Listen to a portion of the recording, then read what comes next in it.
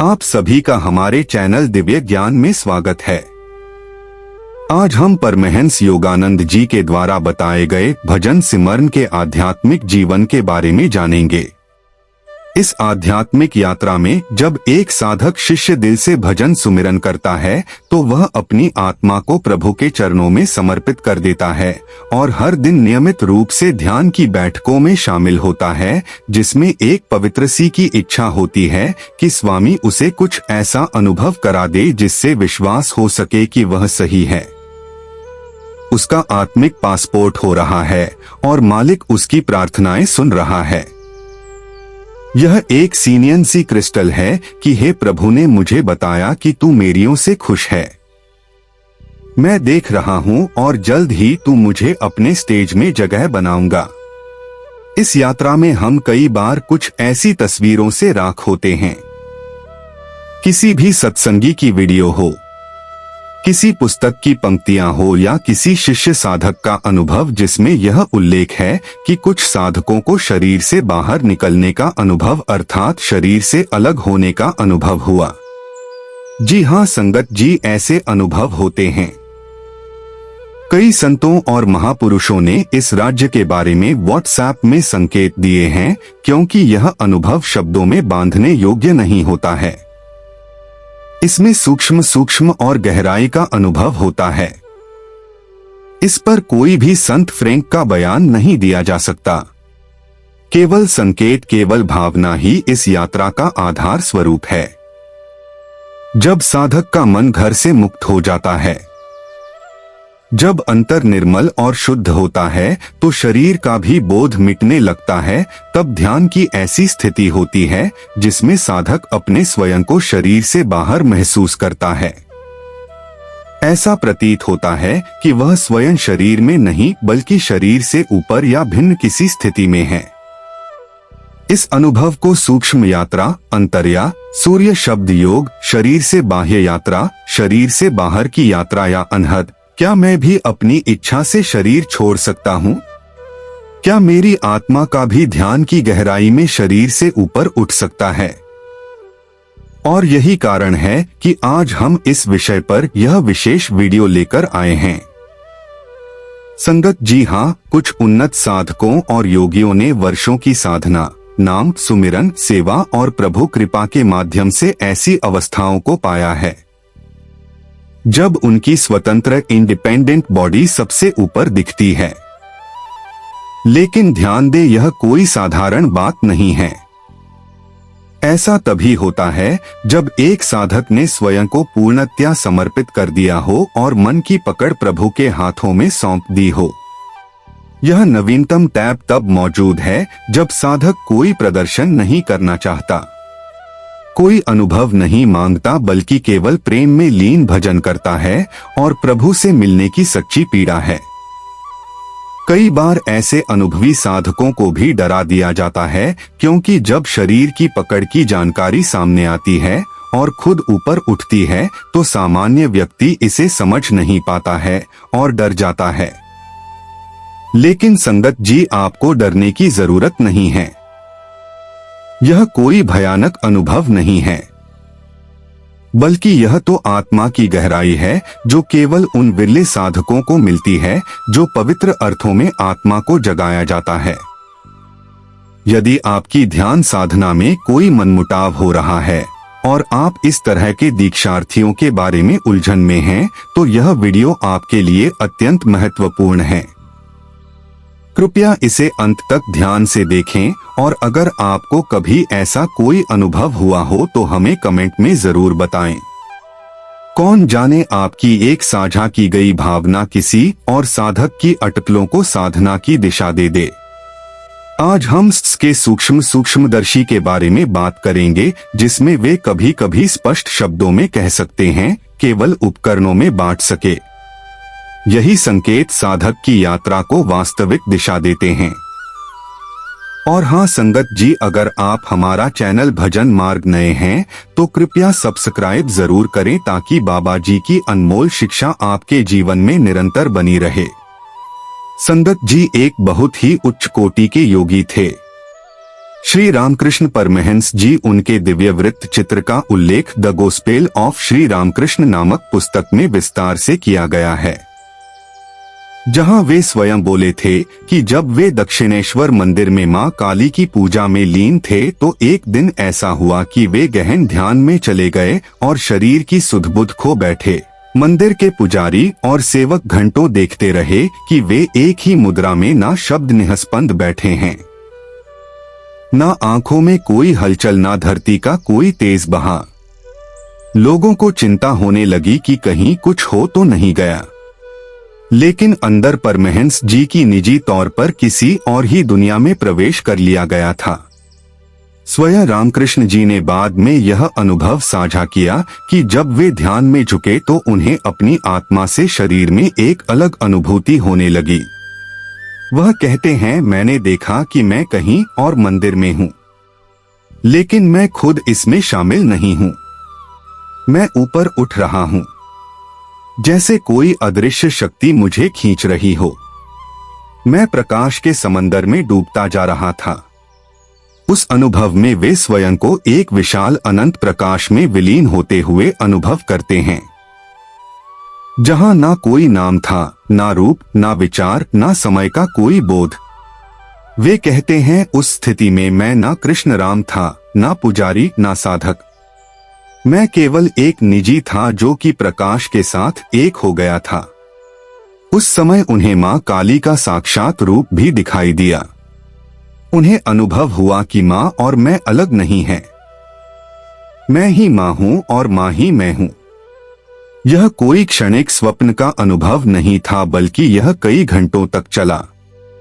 जब वे हटे तो उनकी नजरें फूले हुए थे। शरीर के नमूनों से तार था और मुखमंडल अद्भुत तेज से दमक रहा था। वे कई दिनों तक उस अनुभव की स्थिति में ही रहे। बहुत कम कर दिया और केवल नाम जप व तन्मयता में लीन रहने लगे। उनका यह अनुभव उनके शिष्यों ने महासमाधि की झलक कहा, जहां आत्मा पूर्ण रूप से शरीर की सीमा से बाहर के शिखर परम ब्रह्मा से मिलती है। संगत जी का यह अनुभव केवल चमत्कार या प्रदर्शन के लिए नहीं हुआ, बल्कि यह उस स्तर का अनुभव था जहां प्रेम, भक्ति और आत्मा की पूर्ण ध्वनि ने उन्हें प्रभु से मिलन की स्थिति में पहुंचा दिया। यह बात स्पष्ट है कि जब मन के सारे द्वंद्व शांत हो जाते हैं, जब साधन की चरम सीमा पर पहुंच जाती है, तब आत्मा स्वयं ही शरीर से ऊपर उठ जाती है। बिना प्रयास, बिना इच्छा, केवल प्रेम के नमूने में ऐसे अनुभव विरले ही किसी साधक को मिलते हैं और वे अनुभव साधक की आत्मा को जीवन भर के लिए बदल देते हैं। संगत जी, अक्सर कुछ लोग सोचते हैं कि अगर ध्यान में बैठकर बैठे शरीर का बोध खत्म हो गया या ऐसा महसूस हुआ कि शरीर छूट गया तो शायद इसका मतलब यह है कि आत्मा निकल गई और मौत हो गई। लेकिन यह बात बिल्कुल गलत है। शारीरिक मृत्यु नहीं है, बल्कि यह एक अत्यंत सूक्ष्म, आध्यात्मिक और दिव्य अनुभव है जिसे केवल विद्वान ही समझ सकते हैं, जो ध्यान की गहराई में पूरी तरह से डूब चुका हो। वास्तव में यह स्थिति तब होती है जब आत्मा मन और इंद्रियों के बंधन मुक्त होकर अपनी मूल स्थिति की ओर लौटती है। सबसे पहले वह खुद को अपने स्थिर शरीर से अलग महसूस करती है, जैसे वह स्वयं किसी के ऊपर और बिंदु पर खड़ा होकर अपने ही शरीर को नीचे बैठा हुआ देख रहा हो। यह कोई सपना नहीं है, बल्कि साधक को पूर्णतया यह एहसास होता है कि वह अब शरीर नहीं है और वह अपना भौतिक शरीर देख रहा है। उसी प्रकार जैसे कोई वस्तु दूर के शिखर पर अपने ही उपकरण को देख रही हो। इसके बाद अनुभव होता है ऊर्जा, प्रकाश और ध्वनि का ऐसा प्रकाश जो ना सूरज जितना तेज होता है, ना बिजली जितना चकाचौंध होता है, बल्कि बहुत कोमल, दिव्य, शांति और मोहक होता है। साधक को लगता है कि वह एक प्रकाश तरंग में प्रवेश कर रहा है, जहां कोई भार नहीं है, कोई गुरुत्व नहीं है। वह बस बह रहा है, उड़ रहा है, तैर रहा है। इसके साथ साथ उसे ध्वनि का अनुभव भी होने लगता है। जैसा कि संत महापुरुषों ने अनहद नाद कहा है, यह ध्वनि किसी भी भौतिक स्रोत से नहीं बल्कि आत्मा के भीतर से गूंजती है। जैसे गहरे से गहरा घंटा बज रहा हो या बांसुरी, वीणा या शंख जैसा बज रहा हो। यह नाद इतना मधुर, आकर्षण और शांति प्रदान करता है कि साधक पूरी तरह से विलीन हो जाता है। यही नाद आत्मा को शैतान के ऊपर रखता है, दिशा निर्देश देता है और मार्गदर्शक बनाता है। कभी कभी इस राज्य में साधक को कोई दिव्य रूप या मार्गदर्शक आत्मा भी दिखाई देती है, जैसे कोई गुरु संत या दिव्य प्रकाशमय रूप जो बिना कुछ बोले उसे संकेत देता है। श्रवण आपको सही मार्ग बताता है और बताता है आगे बढ़ना। ऐसे अनुभवी साधक को यह भी लगता है कि उसके आसपास कोई अदृश्य शक्ति है जो उसे पूरी तरह से सुरक्षा दे रही है, सफाई रही है। उस समय ना शरीर का बोध होता है, ना संसार का, ना समय का। सब कुछ ऐसा हो गया या कहा कि सब कुछ एक विशाल शून्य में विलीन हो गया। लेकिन यह शून्यता डरावना नहीं है, बल्कि अत्यधिक प्रेममय ऊर्जा से समृद्धि और पूर्ण शांति से बनी हुई है। इस तीसरे साधक को यह भी पता चला कि वह अब व्यक्तिगत अनुभव से ऊपर उठ चुका है। अब वह ना तो मैं है ना तू, अब केवल एक होना बचा है और उस होने में भी एक व्यापकता, एक दिव्यता समाई है। कई बार साधक को ऐसा लगता है कि वह कई स्थानों पर एक साथ उपस्थित है, जैसे उसकी निजी किताब को पार करके कई आयामों को पार किया गया है। कभी कभी वह प्रकाश में होता है, कभी नाद में, कभी ऊर्जा में और कभी किसी ऐसे स्थान पर जहां कोई नाम नहीं, कोई शब्द नहीं, बस अनुभव है और अनुभव में पूर्ण एकत्व है। संगत जी, यह अनुभव ना तो केवल कल्पना है और ना ही केवल ध्यान का एक स्तर आत्मा की अपनी वास्तविक पहचान से मिलना शुरू होता है। जब आत्मा शरीर, मन और इंद्रियों की पकड़ से छूटकर अपने मूल स्रोत की ओर लौटती है, तब यह यात्रा शुरू होती है और यह अनुभव केवल एक शिष्य, समर्पित और अभ्यासशील साधकों को ही मिलता है। जब तक कि नाम, सुमिरन, सेवा, ध्यान और आत्मशुद्धि की साधना ना हो जाए, यह कोई एक रात की बात नहीं, इस प्रभु की विशेष कृपा का फल होता है। याद रखें, शरीर छोड़ने का मतलब शरीर की मृत्यु नहीं बल्कि स्वतंत्र का जागना है। और इस निजी की उड़ान में जो अनुभव होता है वे सामान्य नहीं बल्कि आत्मा के लिए अमृत स्वरूप होते हैं, जो उसे सत्य, शिव और सुंदर की ओर ले जाते हैं। यह अनुभव डरने वाले नहीं होते बल्कि अत्यंत प्रेम, शांति और परम ज्ञान से अधिक होते हैं।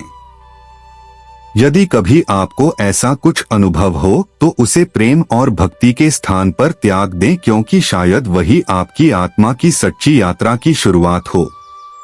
संगत जी, यह जो दिव्य अनुभव है, जो आत्मिक शरीर से ऊपर उठना है, जो प्रकाश, नाद और आत्मिक यात्रा की बातें हैं, यह कोई साधारण स्थिति नहीं है। यह अनुभव केवल उन्नत साधकों और योगियों को प्राप्त होता है। बहुत से लोगों को पता चलता है कि शरीर के बाहर एक्सपीरियंस या शरीर में शायद कोई योग शक्ति नहीं है, कोई मानसिक शक्ति है जिसे बस जागृत करना है। लेकिन ऐसा बिल्कुल नहीं है। यह कोई शक्ति नहीं, यह एक पवित्र स्थिति है। यह उस अवस्था का नाम है जहां साधक की आत्मा के रूप में अनुभव करने की इच्छा होती है, न कि केवल एक शरीर के रूप में। इस स्थिति तक ऑनलाइन कोई बटन दबाना जैसा कार्य नहीं होता। ना यह सिर्फ चाहत से होता है, ना जबरदस्ती से। इसके लिए साधक को स्वयं को पूर्ण रूप से अंदर से शुद्ध करना है और यह संभव है जब कुछ सार्वभौम साधक के अंदर जागृति हो जाए। सबसे पहले मन का पूर्ण रूप से शांत होना। जब तक मन में तरंगे हैं, दर्शन की दौड़ है, भूत भविष्य की चिंताएं हैं, तब तक खुद स्थिर नहीं है।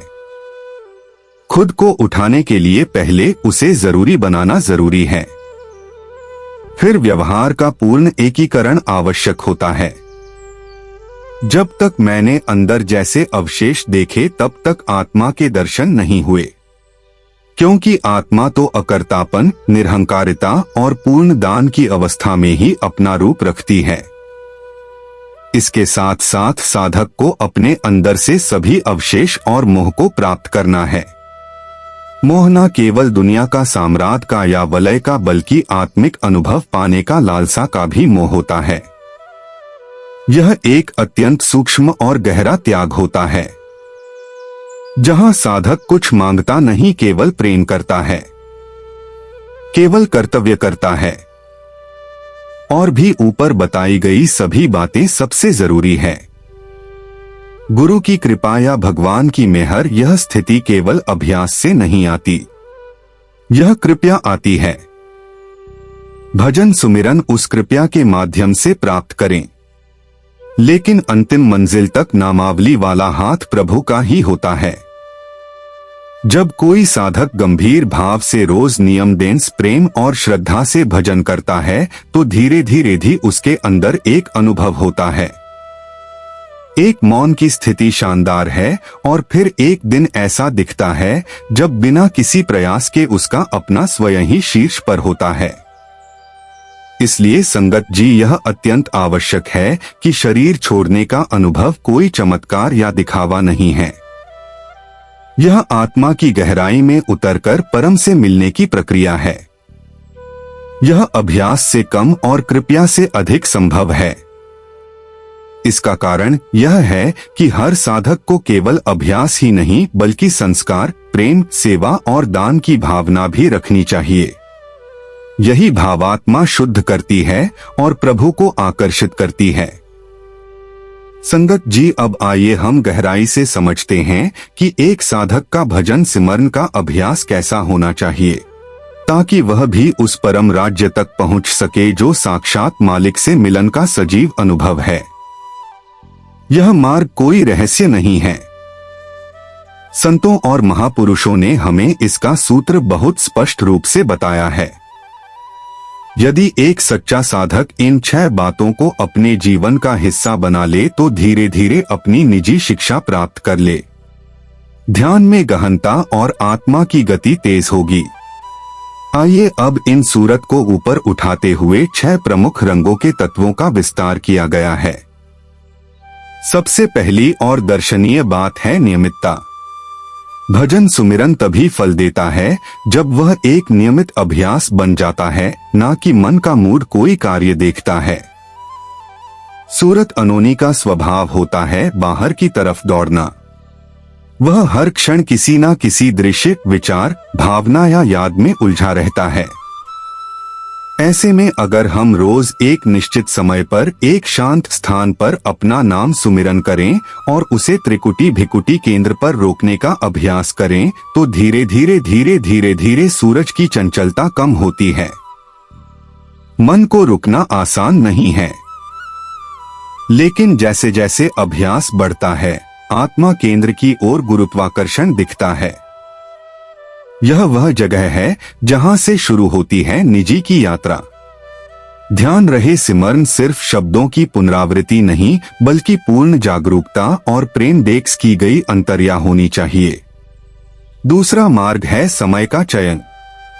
अमृतवेला या ब्रह्मा माना जाता है सुबह 3 बजे से शाम 6 बजे तक का समय आध्यात्मिक साधना के लिए अत्यंत उपयुक्त है। यह तब होता है जब प्रकृति शांत होती है, पर्यावरण शुद्ध होता है और पर्यावरण की ऊर्जा मंदा होता है। इस समय बताए गए सिमरन का प्रभाव कई गुना अधिक होता है। मन भी अनंत शांत होता है और आत्मा जल्दी अंदर उतरती है। इस समय सभी संत महापुरुषों ने विशेष रूप से महत्वपूर्ण बताया है। यदि साधक अमृता में नव चेतना की आदत डाल ले और हर दिन इस समय भजन में तो बैठा, यह साधना के मार्ग पर गति से आगे बढ़ने में सहायक होता है। तीसरा सूत्र है वैराग्य। जब तक आत्मा संसार में बंधी रहती है, साम्राज्य, विद्या, शरीर और मानस में उलझन रहती है, तब तक वह ऊपर नहीं उठ पाती। यह सभी चीजें निजी तौर पर नीचे की ओर खींची जाती हैं। मोह का त्याग किसी जंगल में जाने का नाम नहीं है, बल्कि यह एक आंतरिक स्थिति है जहां आप दुनिया में रहते थे भी एक दूसरे से जुड़े नहीं रहते थे। आप काम कर रहे हैं, संबंध मजबूत हैं, लेकिन अंदर से आपका मन केवल प्रभु में रहता है।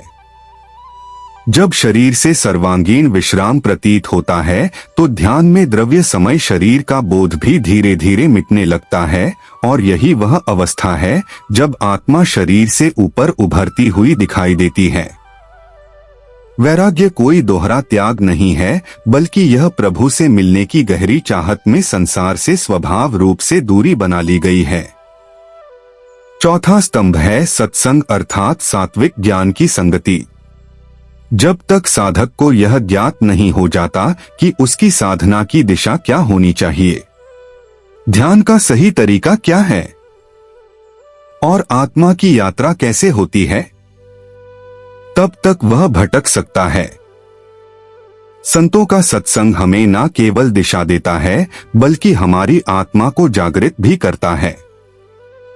यह हमें विवेक देता है कि क्या करना है और क्या नहीं, हमारे हित में है। ब्रह्मांड दूर करता है और प्रेरणा देता है कि हम साधना को और गहराई से करें। सत्संग वह खाद पानी है जो आत्मा के वृक्ष को हरा भरा बनाए रखता है। पांचवा मार्ग है सेवा। यह केवल बाहरी कार्य नहीं है, बल्कि अंत्येष्टि और संस्कार की प्रक्रिया है। जब हम गुरु सेवकों की सेवा के लिए संगति के लिए वेबसाइट बुक करते हैं तो धीरे धीरे व्यवहार का क्षय होता है। सर्विस मन को नीचे देखें। मुझे प्यार है और दिल में प्यार और करुणा है। साथ ही यह हमारे पिछले और वर्तमान कर्मियों का शोध भी करता है, जिससे ध्यान में बाधाएं कम हो जाती हैं। जब अंदर का भार प्रभावित होता है तो कुछ समय के लिए व्यक्तिगत रूप से ऊपर की ओर उड़ सकता है। सेवा केवल शारीरिक नहीं, मानसिक, वैज्ञानिक और आत्मिक रूप से भी होना चाहिए, और अंततः सबसे शक्तिशाली तत्व है श्रद्धा और समर्पण। यह तब होता है जब साधक का मन अपने सभी प्रश्न, सभी संदेह, सभी पदों पर त्याग कर पूर्णतया गुरुचरण में समर्पित हो जाता है। जब उसने मालिक के बारे में सोचा तो अब सब तू ही कर, मैं केवल माध्यम हूँ। यह वहीं स्थित है जहां साधक अंदर से खुलता है और प्रभु की कृपा उसके जीवन में उभरती है। श्रद्धा बिना साधना अधूरी रहती है और भक्ति के बिना आत्मा को गति नहीं मिलती। यह दो जादुई आत्माएं हैं जो प्रभु की ओर उड़ान के लिए आवश्यक है। संगत जी, जब साधक इन 6 बातों को अपने जीवन का हिस्सा बनाते हैं तब उनका सूरत निजी शुद्ध होना दिखाई देता है, और जब सूर्य शुद्ध हो जाता है तो फिर शब्द समृद्ध जो हर आत्मा के अंदर नाद के रूप में गूंजता हुआ दिखाई देता है, वह उसे ऊपर की ओर खींचता है। तब आत्मा को प्रयास कम करना है और कृपया अधिक होना प्रतीत होता है। ध्यान सहज हो जाता है, कष्ट सहना पड़ता है और मालिक से मिलन की यात्रा शुरू हो जाती है। अब निर्णय आपका है कि आप इस मार्ग पर चलना चाहते हैं या केवल सुनी हुई बातें संतोष करना चाहते हैं। यदि आप शास्त्रीय तैयारी कर रहे हैं तो आज से ही इन 6 बातों को अपने जीवन में उतारें और देखें कि आपका ध्यान जीवन और धीरे धीरे एक नए आयाम की ओर कैसे बढ़ रहा है। संगत जी, जैसे जैसे हम आत्मा के आक्षेप का अनुभव, सूक्ष्म यात्रा, नाद की धुनों में लीन अवस्था, वैसे वैसे एक आध्यात्म के दर्शन की बातें करते हैं। ऐसे ही एक साध्य साधक के लिए कुछ विशेष सावधानियां और भ्रमों से अवलोकन की अत्यंत आवश्यकता होती है। यह रात 3 दिव्य है, विचित्र ही सूक्ष्म और सूक्ष्म भी है। यदि इसे ठीक से ना समझा जाए या केवल जिज्ञासा या चमत्कारों की लालसा में शामिल किया जाए तो सहायक अपने मार्ग से भटक सकता है और कभी कभी आत्मिक क्षति भी हो सकती है। सबसे पहली बात, इस मार्ग को कभी भी अपने हुलिया या ईगो के डिस्पोजल के लिए ना अपनाएं। अगर आपको पता है कि मैं शरीर छोड़ सकता हूँ या बड़ा साधक कोई नहीं, तो समझ लीजिए कि आप मन और माया के जाल में फंस गए हैं। यह मार्ग अभिलेख कर्म और आत्मशुद्धि का है, ना कि किसी दिखावे या सिद्धि का। प्रभु को लालसा प्राप्त करना ही एकमात्र कारण है, कोई और नहीं। दूसरी बात, शरीर छोड़ने की जबरदस्ती कोशिश करना अत्यंत दुर्लभ हो सकता है। कई लोग ध्यान में रखते हुए निजी व्यक्ति को ऊपर खींचने की कोशिश करते हैं। सांसारिक विकलांग या बाहरी तकनीशियनों का प्रयोग शरीर, मन और ऊर्जा प्रणाली पर विपरीत प्रभाव डाल सकता है। यह प्रयास मन से प्रेरित होते हैं, आत्मा से नहीं। याद रखो, यह अनुभव करने से नहीं आता। यह अनुभव होता है कृपा और निर्मलता का कारण। इस मार्ग पर तीसरी बात, केवल गरीबी की खोज करना भी एक बहुत बड़ा भ्रम है। कुछ साधक बस इसलिए साधना करते हैं कि उन्हें कुछ देखने या महसूस करने को मिले, लेकिन संतों ने बार बार कहा है, अनुभव साध्य नहीं। साधना का परिणाम यह है कि यदि आपका अनुभव ही लक्ष्य है तो मन कल्पनाएं पूरी कर लेगा और आप वास्तविक मार्ग से दूर चले जाएंगे। असली लक्ष्य है आत्मा की मुक्ति और प्रभु से मिलन, ना कि कोई चमत्कारी अनुभव। इसके साथ ही यदि आप सही मार्गदर्शक सद्गुरु के बिना यह यात्रा करने का प्रयास कर रहे हैं तो आप माया मन या सूक्ष्म जगत के भ्रमों में फंस सकते हैं। यह भ्रम कई रूप में आ सकता है, कभी रंग बिरंगी रोशनी, कभी दिव्य शिखर, कभी किसी आवाज का भ्रम जो सभी के मन की परछाई भी हो सकती है। संतों ने इसलिए स्पष्ट कहा है कि इस मार्ग पर गुरु की शरण की आवश्यकता है, क्योंकि सही अनुभव और माया के जाल में अंतर बताया जा सकता है। कई बार साधक को ऐसा लगता है कि उसे कोई दिव्य अनुभव हुआ है, पर वह वास्तव में केवल काल्पनिक स्वप्न या मन का आकर्षण होता है और टैब में एक नया ब्रह्मांड जन्म लेता है। मैं जान गया, अब मुझे सब आ गया। यह व्यवहार सबसे खतरनाक व्यवहार होता है, क्योंकि इससे लगातार रुक जाता है और आगे नहीं बढ़ पाता है। सच्चा अनुभव वही है जहां मैं पूरी तरह से मिट गया हूं। केवल शब्द, नाद, प्रकाश और प्रेम पूर्ण शांति ही है। वहां कोई दावा नहीं होता, कोई प्रदर्शन नहीं होता, बस एक गहरी नम्रता और प्रभु के सानिध्य का अनुभव होता है जो शब्दों में कह पाना असंभव है। इसलिए संगत जी, इस पवित्र पथ पर पूर्ण सावधानी, सतर्कता, नम्रता और गुरु के चरणों में अखंड श्रद्धा के साथ चलना चाहिए। यही संतों की सच्ची आज्ञा और शिक्षा है। संगत जी, जब हम इस संपूर्ण आध्यात्मिक यात्रा पर मनन करते हैं, जिसमें भजन, सुमिरन, सूरत का ऊपर उठना और कभी कभी शरीर से बाहर होने जैसा दिव्य अनुभव होता है, तो हमें यह गहराई से पता चलेगा कि इन ग्रेड का अंतिम उद्देश्य क्या है। क्योंकि लगातार साधक इस भ्रम में पड़ जाते हैं कि अनुभव ही साधना का लक्ष्य है, जबकि वास्तव में अनुभव केवल एक पर्यवेक्षण है, मंजिल नहीं।